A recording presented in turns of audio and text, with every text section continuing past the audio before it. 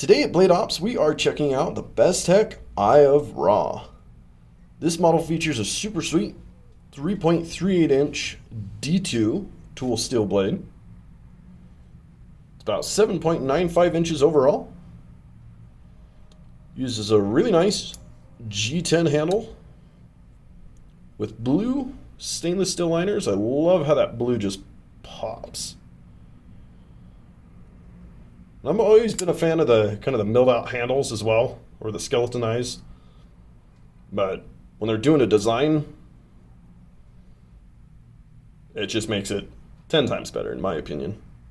Because it cuts down the weight to also 4.2 ounces. It's really nice. Because it's just bulky enough that you can definitely feel that it's a really solid knife.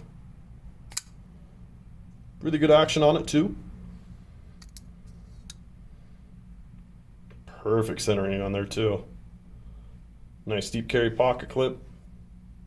Just all around, really nice knife.